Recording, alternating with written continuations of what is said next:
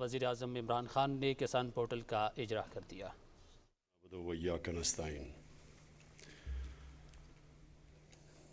میں سب سے پہلے تو ہمارے یہاں کسان اور کسانوں کے ریپریزنٹیٹیوز بیٹھے ہوئے ہیں، تو میں اپنا پہلے فلسفہ بیان کر دوں کہ کیوں میری نظر میں اس گورنمنٹ کو کسانوں کو ان کی مدد کرنا، ان کو اٹھانا، ان کی مشکلات حل کرنا یہ کیوں ضروری ہے۔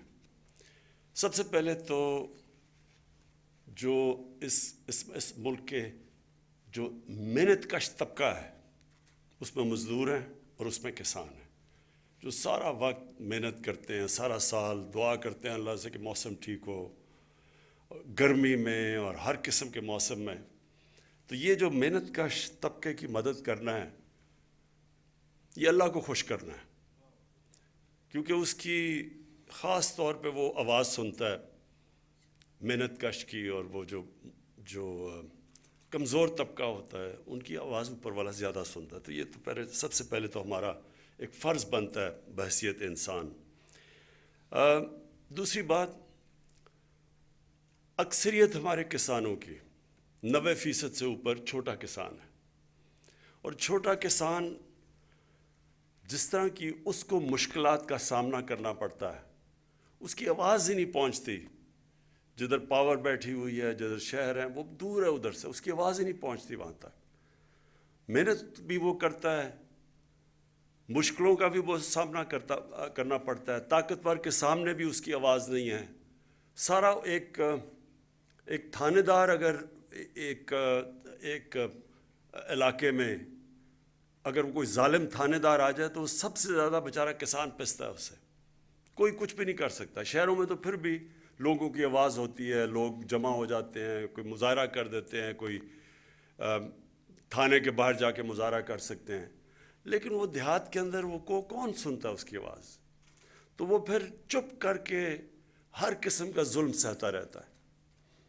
تو میں ہمیشہ سمجھتا تھا کہ ہماری اگر گورنمنٹ جس نے ایک پوری تحریک انصاف کی تحریک چلائی، تو انصاف تو کمزور کو چاہیے ہوتا ہے، طاقتور تو چاہتا ہے کہ میں قانون کے اوپر ہوں، مجھے این آر او مل جائے۔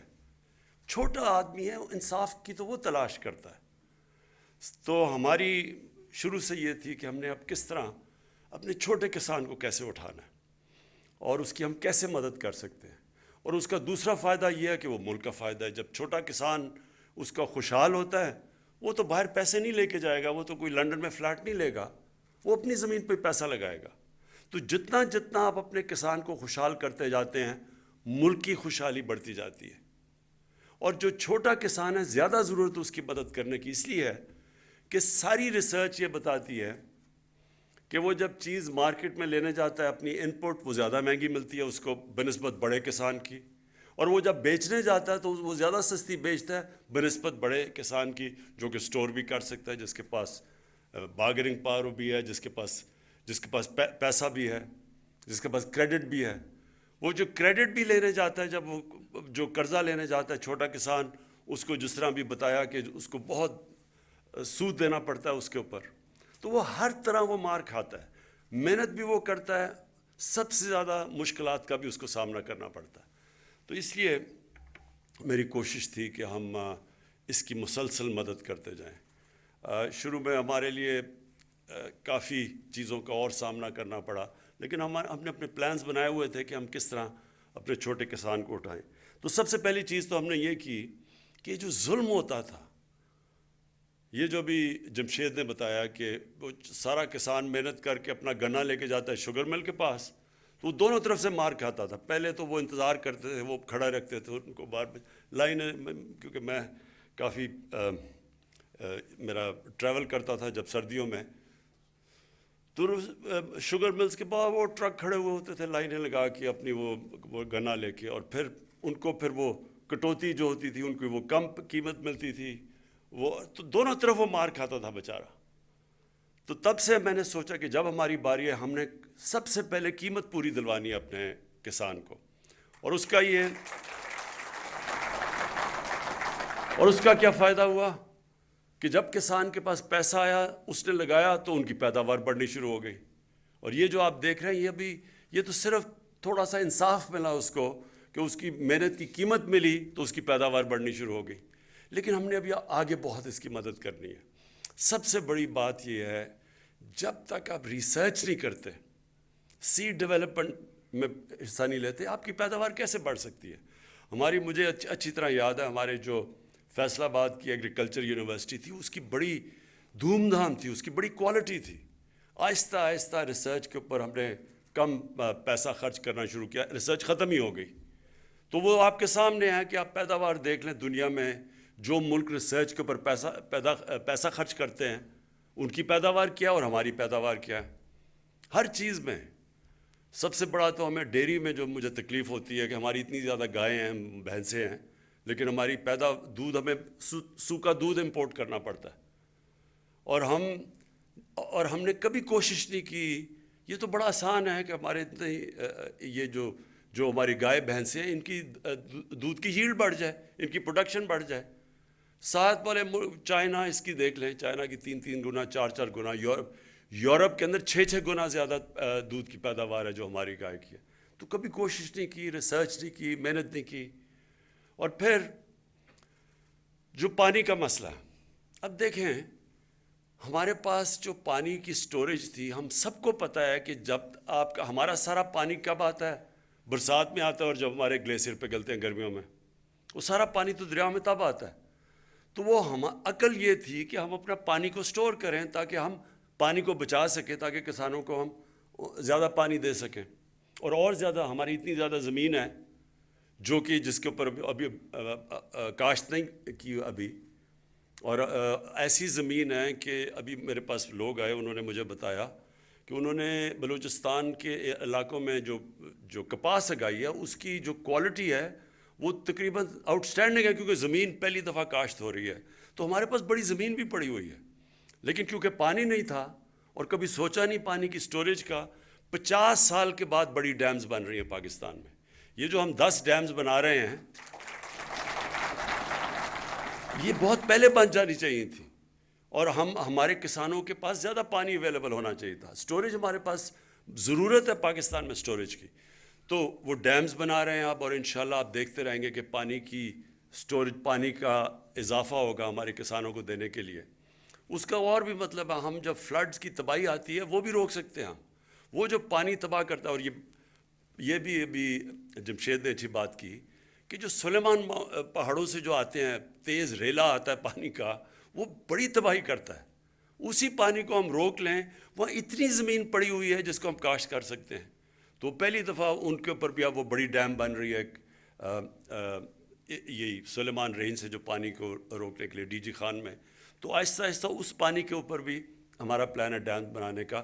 پھر ادھر بھی کرم کے اوپر جو گوملزم ڈیم بن رہی ہے, تو اور بن گئی ہے وہ, اس کی صرف اب ہاں 3 اور ان کی پھر وہ جو کمانڈ ایریاز بڑھا رہے ہیں.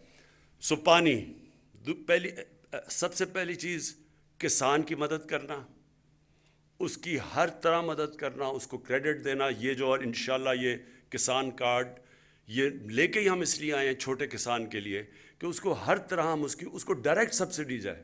ایک تو اس کو انڈائریکٹ سبسڈی آتی تھی ہر چیز, وہ اسکریچ کارڈ اس میں 2 نمبری چلتی تھی. اب وہ ڈائریکٹ سبسڈی کسان کارڈ سے ڈائریکٹلی چھوٹے کسان کے پاس پیسہ آئے گا.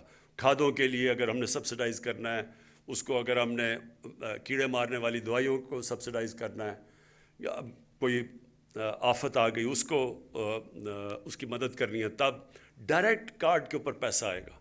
اور پھر یہ جو بڑی اچھی چیز یہ انشاءاللہ یہ کیچ آن کر جائے, انشورنس. ہر دنیا میں کسانوں کو انشورنس ملتی ہے.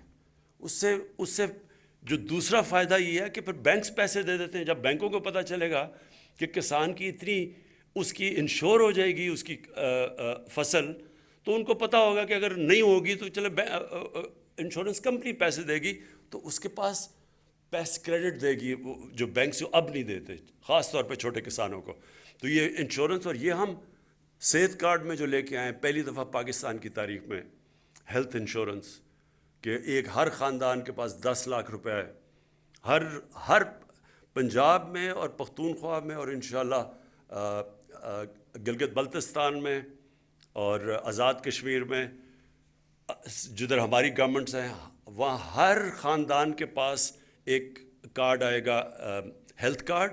10 لاکھ روپے تک کسی ہسپتال میں وہ جا کے اپنا علاج کروا سکتے ہیں.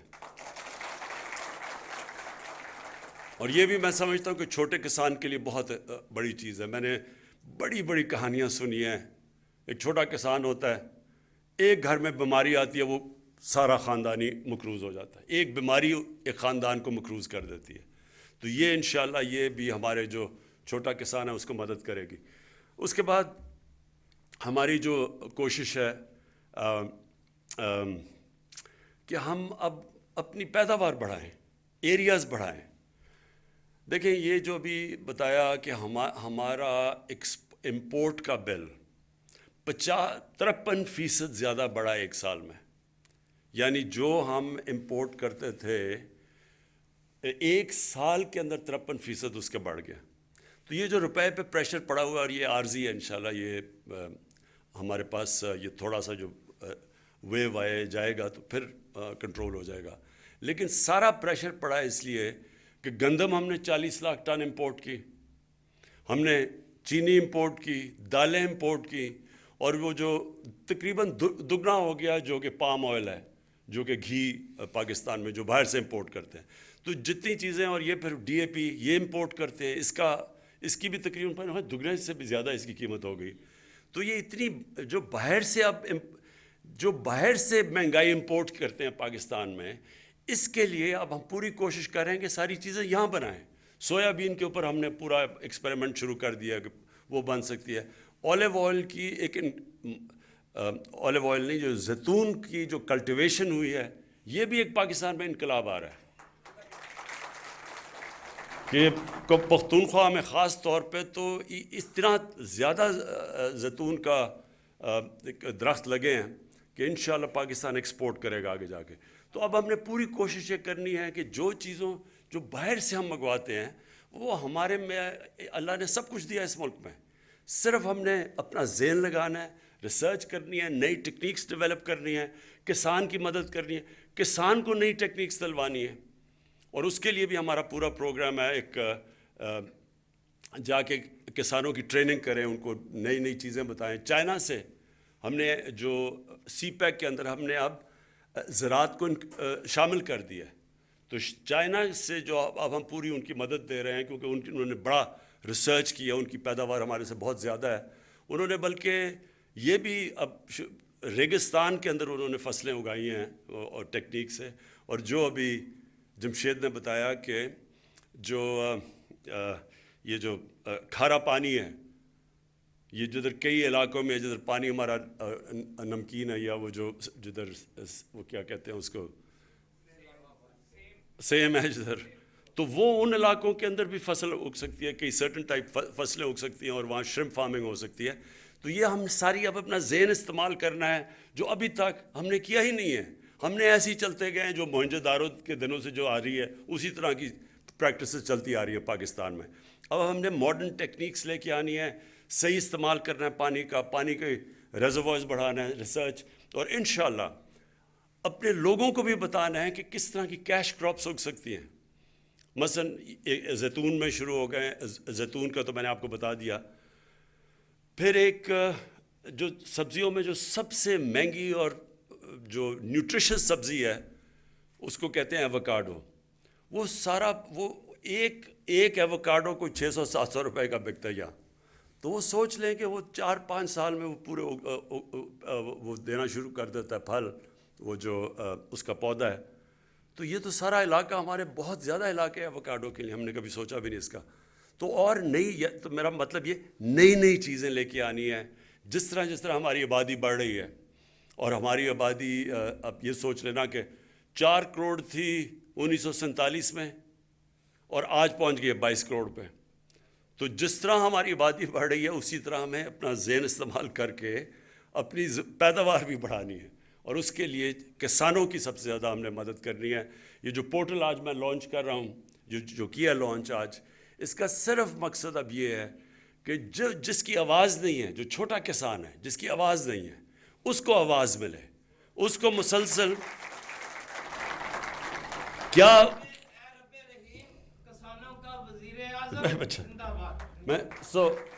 ہماری کوشش یہ ہوگی کہ جس طرح کا بھی ابھی تک اوروں کو تو مل جاتی تھی، مدد مل جاتی، شہروں کے اندر ہمارا پورٹل کے اوپر کوئی بھی کال کرتا ہے ان کے مسئلے حل ہو جاتے ہیں، لیکن کسانوں کا مسئلہ تھا، تو یہ جو اب اسپیشلی چھوٹے کسان کی اب اس کے لیے ہم نے یہ پورٹل کھولا ہے، جہاں سے بھی وہ کال کرے گا، یہاں ادھر سے جائے گا سیدھا چیف سیکرٹری کے آفس، وہ بالکل اس جو متعلقہ ہیں ان کے پاس جائے گا، اور آپ دیکھیں گے کہ جو سب سے بڑا مسئلہ بیچارے کہ جو چھوٹے کسان ہیں ان کو پانی نہیں پہنچتا، ان کا پانی چوری ہو جاتا ہے، یہ ان کا سب سے بڑا مسئلہ بنا ہوا ہے۔ تو ہم انشاءاللہ اس کے لیے پورٹل کے ذریعے یہ انشور کریں گے کہ چھوٹے کسان سے کسی قسم کا ظلم نہ ہو، کوئی طاقتور بھی اس کے اوپر ظلم نہ کر سکے، کیونکہ کئی دفعہ بڑی جھوٹے کیسز کر دیتے ہیں۔ میں کیونکہ میاں والی میں مجھے پتہ ہے، وہ چھوٹے کسان جب میں جاتا تھا اپنے حلقے میں تو سب سے زیادہ کمپلین جھوٹا کیس کر دیا، وہ بیچارہ جا کے تھانے میں کسی کو بند کر دیا، کوئی وجہ، اس کی اب آواز ہوگی انشاءاللہ اس پورٹل کی وجہ سے۔